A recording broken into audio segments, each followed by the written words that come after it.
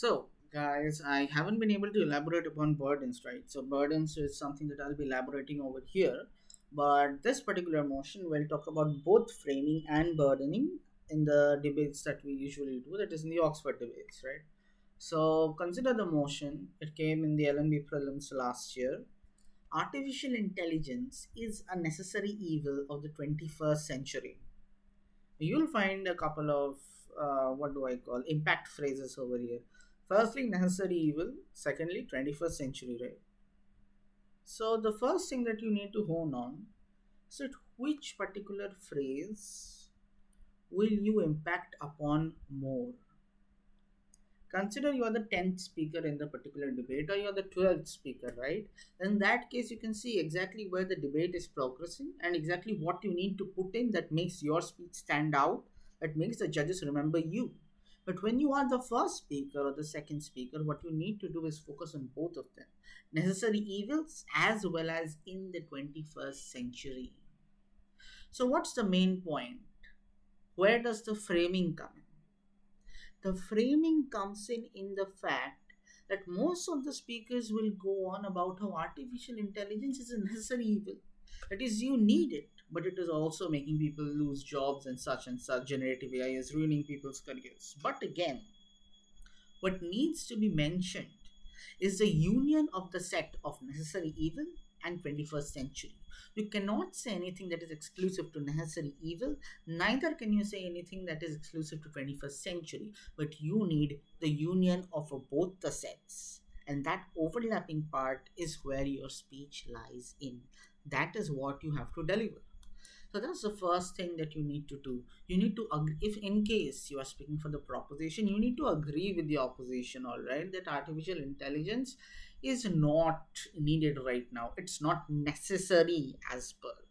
I'll agree with them, but the 21st century is not restricted to 2025 or 2030 or 2060. It goes on till 2099, right? So by that time, a lot may change. Climate change will come in, lots of different systems will come in, lots of other changes around the earth and space will come in as well. So that is also brought into the timeline when we speak of the 21st century. We do not look down at a 10-year or a 20-year period. We look at an 80-year period from now on.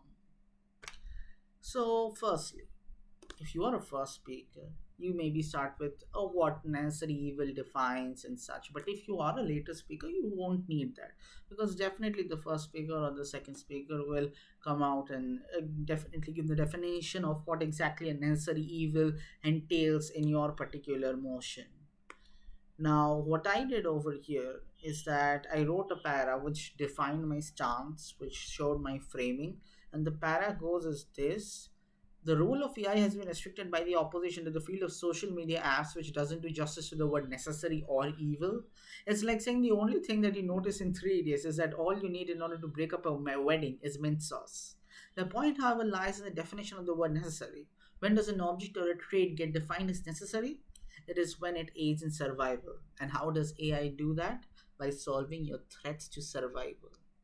So this varies from debate to debate, right? In the debate that I went to, what people did instead of defining necessary evil, what they usually do in case of AI motions, they went to the usual advantage versus disadvantage thing.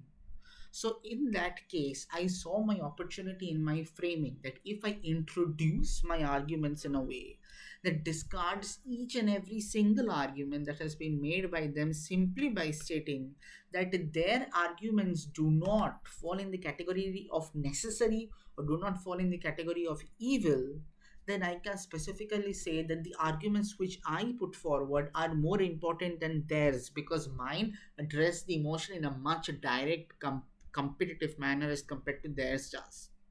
Now, the problems that were listed by them, why do I think that they did not address the words necessary or evil, right? So, suppose they are calling it evil. So, what if I say that I'm watching reels, okay? So, I watched 10 reels instead of 2 because AI recommended reels which I liked. So, what? I'm wasting maybe 30 minutes more of time. That is not threatening my survival. Oxygen is necessary to me. Chocolate is something that I want. It is not essential to my survival. Water is necessary to me. This pen, this marker is not something that I need, it's something that I want. All right, so there's a clear distinction that we need to draw. Now, I was definitely speaking against on this motion over here, so I agreed, that okay, so I disagreed along with the opposition that okay, yeah, what you were saying, that it is not a necessary evil. In that case, I agree that okay, it is not a necessary evil, but that is because of two reasons. Because the reasons which you have specified for it not being a necessary evil, those are completely out of the point. As I said, the real thing. Hang on, let me clarify exactly which stance was I in. I was definitely speaking against the motion over here, I feel. Yes, I was speaking against the motions that artificial intelligence is a necessary evil of the 21st century. So I was saying that no, it is not a necessary evil of the 21st century.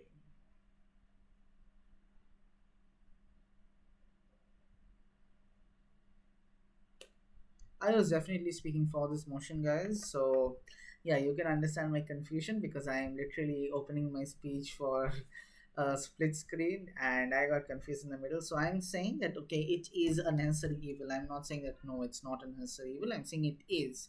So, when the opposition says that, no, it's not a necessary evil, and you know why? Because we are watching reels and this and that. So, that is why it's not necessary evil. And many of them again went on to say that okay, there are jobs and such that the AI is taking away. So I went on to say that if it's jobs that are taken away, which it's not in all the cases, then also it proves my point only, it's becoming evil, right?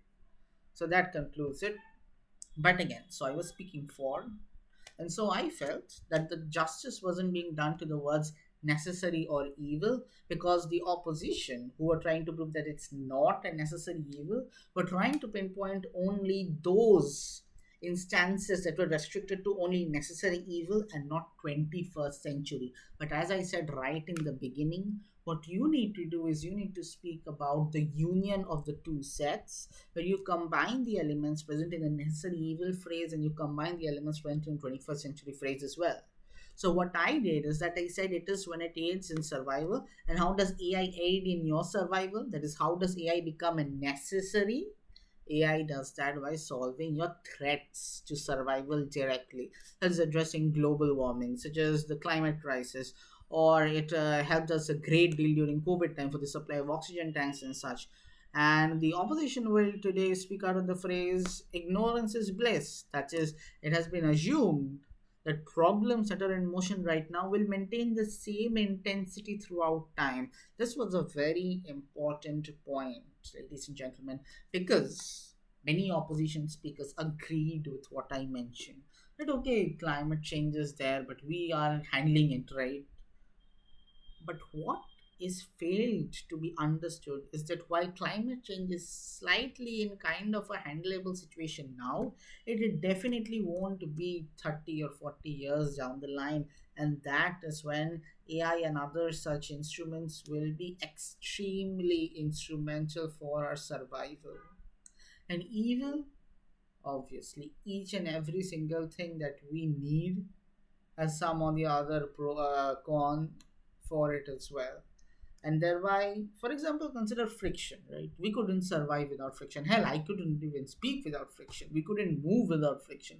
Friction is needed in each and every part of our body, in each and every second of our lives as we live it. But it's a necessary evil because we constantly need it. We couldn't survive without it, right? So as soon as you prove the word necessary, you essentially prove the word evil, because it is something manual that is being made by man. So it will obviously have some cons when it has an extremely important pro in your side as well.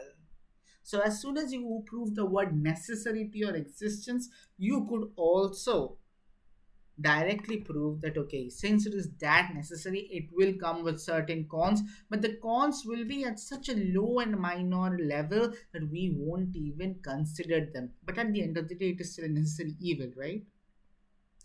So that was my point. That is, I agreed with the opposition. And it definitely isn't a necessary evil right now. Because what does AI help me to do right now? Find homework, do homework, find a better reel, find a better YouTube short to watch, find a better YouTube video to watch. How is that necessary, or how is that even particularly evil? But down the line, when we are speaking of 21st century whole in general, when problems do become huge, when we do need external help, that is when AI will come in. So I do agree with the opposition in the present, right now, in 5 or 10 years down the line, but I do not agree with the opposition in the scope of the motion that is being mentioned as 21st century. Had it been mentioned as is a necessary evil of the current times in 2 or 3 years, then I would have completely agreed. But since it says 21st century, I will definitely agree with the opposition in the current time span, which I also did in the particular competition. But I will completely be against them in the long span of the entire 21st century. So, this is the point that I'll be in favor with opposition in the current time span, but against them in the entire 21st century is my framing. And how do we define our burdens? Let me get into that. I had three different arguments, right?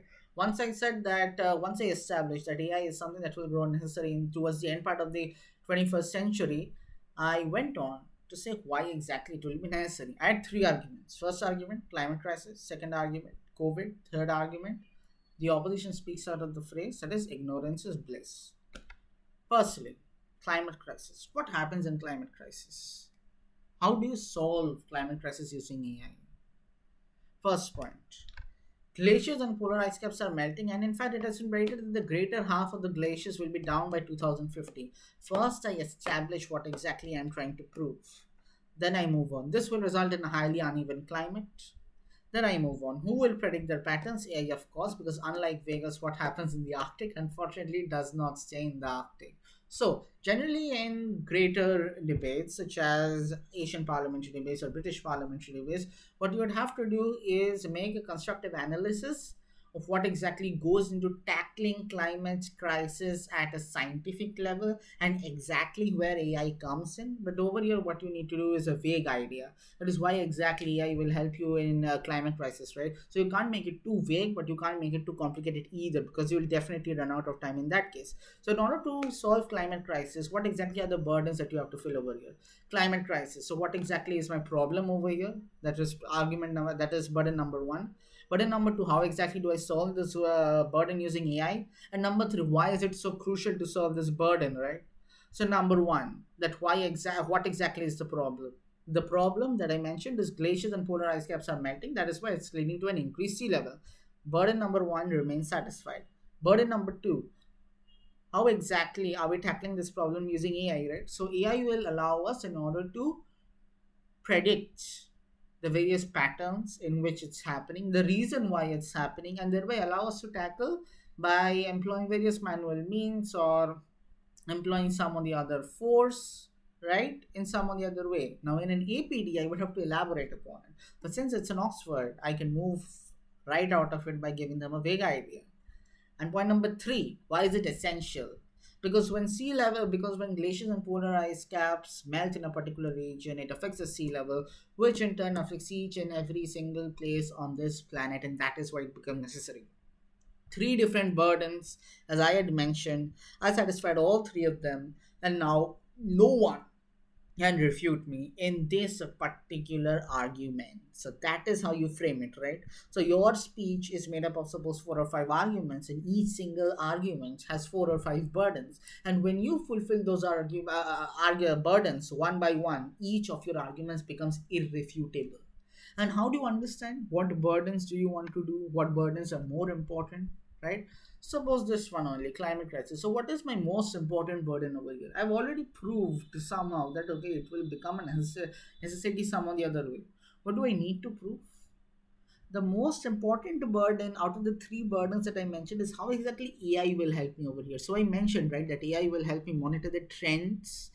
It will help us monitor what are the safe zones where people can be taken, where people can be evacuated, and that is where AI comes in. So that will be your most important burden. So you'll probably want to place that first. right? And then you will be mentioning, okay, so since AI is helping us doing this and that, so what exactly is the problem that AI will be tackling in this particular sphere? And after it, you come to why exactly will it become a necessity. That is, you re-emphasize the point that has been mentioned before, but it's a needed burden over here, as is already mentioned. So you get exactly how we structure our burdens and the priority order of it. So just the way I solve the three burdens of this particular argument, I've done so for two more arguments, and then I've concluded my speech. Usually, as a conclusion, I would recommend that you should clarify your stance.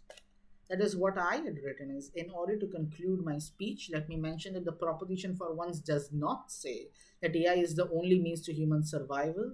What we are here to prove is that the need for AI will grow by such an amount that it will be called a necessity.